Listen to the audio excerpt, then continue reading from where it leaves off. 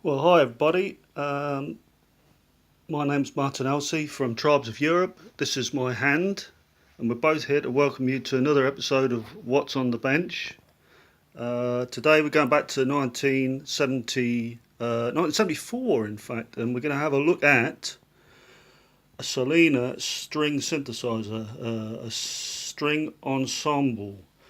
Now, this is manufactured by a company called Eminent um, in Europe.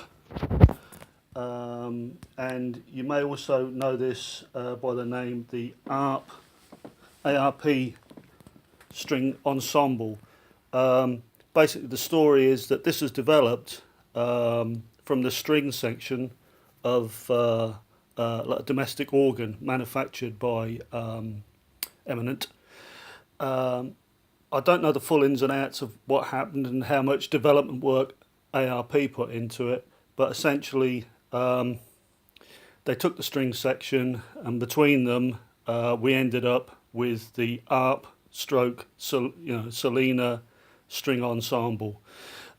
In Europe, it was released by Eminent and was called the Solina. And in the US, it was released as the ARP. They took the ARP took the license for the USA, and they released it as the ARP string ensemble. Okay, so that's as much as I know about that. I think sort of stories vary as to how much work ARP put into the development of it, but I don't know. Who knows? Anyway, this is it. This came in from my friends at Blue Barn Recording Studio, Chris and Barbara Taylor. Belongs to their son Max, who's played bass for everyone and anyone and everyone, Mika, Lily Allen, um, Groove Armada as well. It's his Solina. It started smoking pretty badly, and what turned out happened was that this, you see that yellow thing there, that's the EMI, the electromagnetic interference filter capacitor on the mains input. That had shorted out and was creating a lot of smoke catching fire. Um, so anyway, that's been replaced now and it's all working. So yeah, it's well, what can you say? Um, so yeah, it came out in 1974. Um, an interesting time, I suppose, or a bit of a lull synth-wise, I guess you might say. The Moog Model D, the Mini Moog, had come out in 1970, and we weren't really seeing the proper polyphonic synthesizers come along until around about 78, 1978. So we kind of had this period in between with where we were kind of waiting for polyphonic synthesizers to come along. And so, in many ways, the string synth became a bit of a stopgap along the way. It uses basically kind of organ technology, what we call divide down technology. Basically, develop a square wave at a high frequency, and then you use bistable circuits to then divide that down and down and down to create different tones at different octaves. By recombining those, you can then build up a new tone. It's a bit different from the subtractive style of tone building that's used in analog synths like the Mini Moog, the Jupiters, the ARPs, your Rolands, etc., etc., and the polyphonic synths that were to come. It uses a different process. Um, like I say, very much based on the world of organs. Uh, I mean, one thing that's kind of probably interesting to have a look at is there's a fine old tradition in Europe at the time of accordion building, and out of that had grown uh, quite a number of companies that developed electric organs, like Farfisa with their compact series, And here you can kind of see these divide down, or these individual circuits. There's an individual tone board here for each of the notes. For each of the notes on the keyboard, each of the 13 notes, and then that will be divided down. Each of these will represent a different octave of the particular note. And by recombining those and adding in some filtering, which will be in here, you can create different sounds. And so it's kind of interesting. Yeah, if you put the strings on this, you kind of get this sort of sound, which doesn't really sound much like strings, to be honest. But the kind of interesting thing is, if you then come over and have a listen to the Solina, and we just set it up kind of basic. So we've just got the viola and the violin on there. It's not a million miles apart, is it? It's pretty similar. So you kind of got the same technology going on here, except that's all based, the Farfisa is all based on germanium transistors. So we're talking kind of Sputnik era stuff here. Whereas over here we'll be using silicon and some integrated circuits. So more NASA, Gemini and NASA era here, I guess.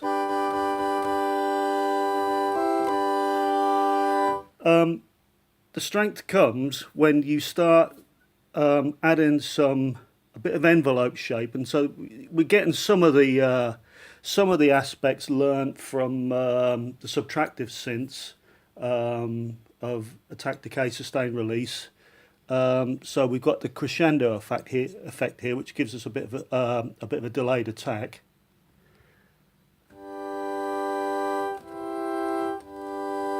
So we're starting to get the kind of build up you get with a bowed instrument.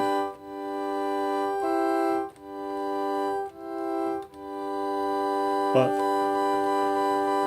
once you've triggered it, it's triggered. You have to release every note again. So in that sense, it's not like a proper polyphonic synthesizer. You can't get the attack and decay to trigger on an individual note after while you've still got another one pressed down. You've got sustain as well.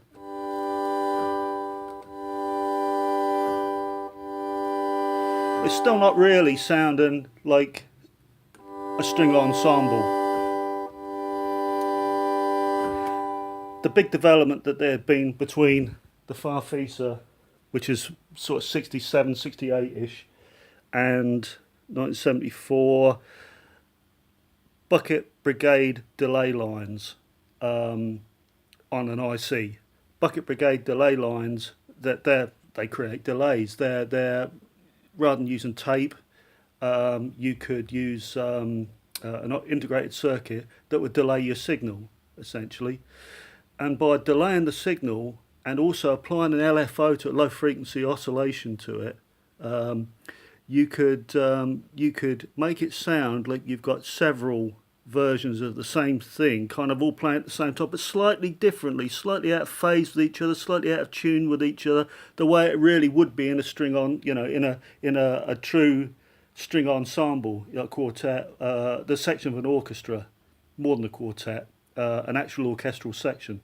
So this is where the modulation comes in. So essentially what we're hearing is loads of versions of this, but with lots of little delays and also being wobbled about by LFO. And I think there are a number, I haven't checked, but I think there are a number of LFOs at work in here. I think maybe, well, I've heard there are a number anyway, but correct me if I'm wrong. So anyway, this is when we start to sound like a string ensemble.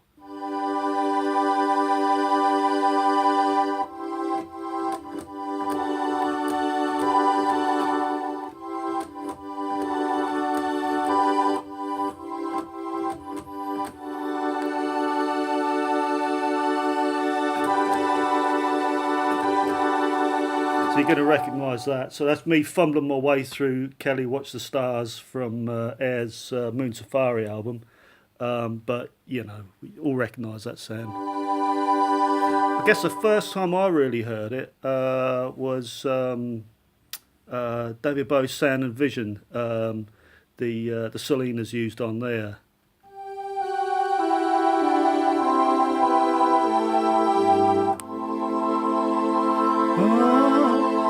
Blue, blue. So, you know, I mean, it's been used on so many albums, but it's a lovely, lush sound.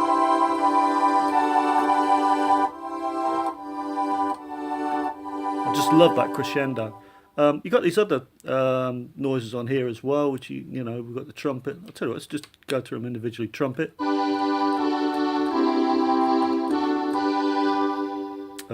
Let's have a bit of horn, French horn. Takes a bit of imagination, doesn't it? But it's just a nice sound. Violin. That's lovely, isn't it? Listen to that. Viola.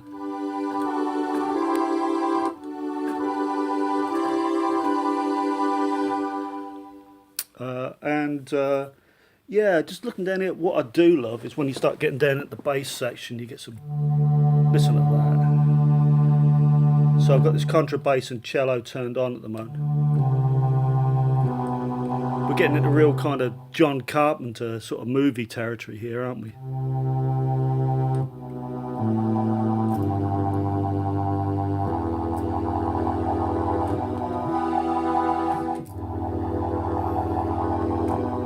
Turn that bass up a bit.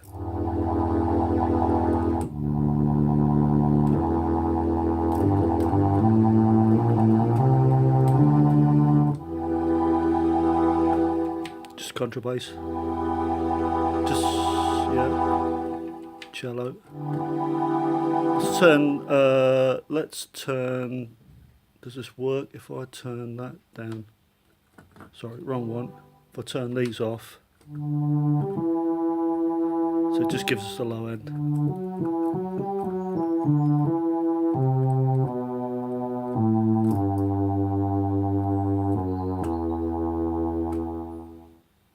Okay.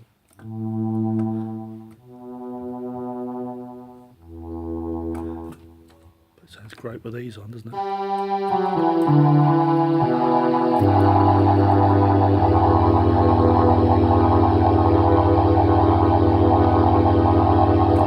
What a sound. Anyway, I love them. I've got a bit of a soft spot for string synthesizers. I thought it might be a useful opportunity to have a quick look at this fella here. This is the Solina came out in 1974, but based on very much the same sort of idea. We also had the Rhapsody series from another Italian company, like Farfisa, yeah, they came up with this Rhapsody series. Now, this I still haven't finished repairing this, but so half the notes are still triggering on, which is a bit annoying. But it's very much a similar idea as the Solina.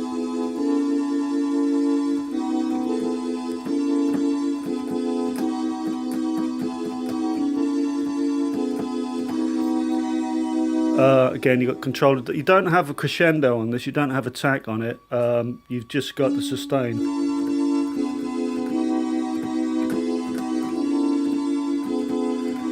And the setup at the top here is kind of confusing. To turn everything up, you push it down rather than push it away from you, which is kind of confusing. You do have separate volume controls for each of the instruments. Violin strings. Cello strings.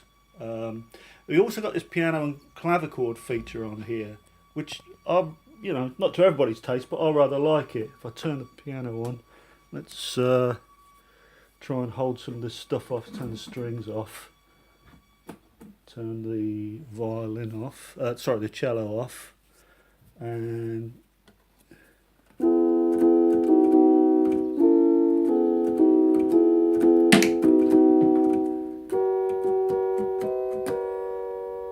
not a very nice, particularly nice piano sound, but I rather like this clavichord sound.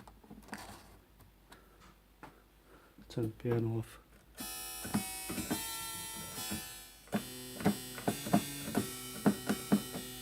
If you start mixing it in with the other instruments, it does add a nice, quite a nice element to things. We bring the strings back in.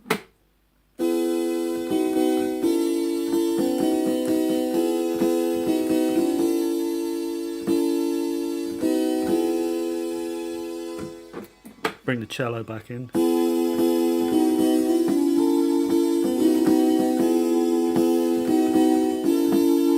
Take the piano out.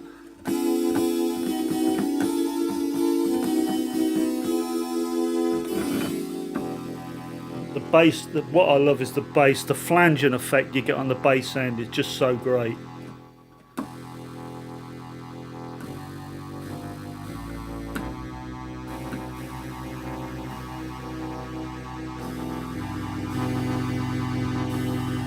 I just love it.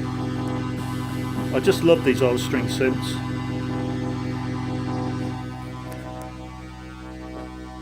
Even if the keys do stick on. Alright my baby, one of these days I'm going to get round to fixing you. Have a quick look inside. There you go. You can see the tone boards in here as well, very similar to what you'd see in something like a Vox Continental. I think they're even the same connectors as you see in a Vox Continental. A very similar idea to those tone boards you get in the Farfisa as well. Anyway, let's turn this thing off before it goes completely crazy.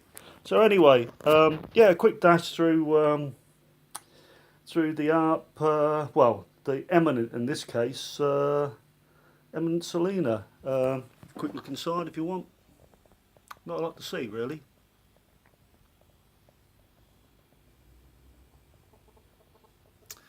But anyway, that's about it.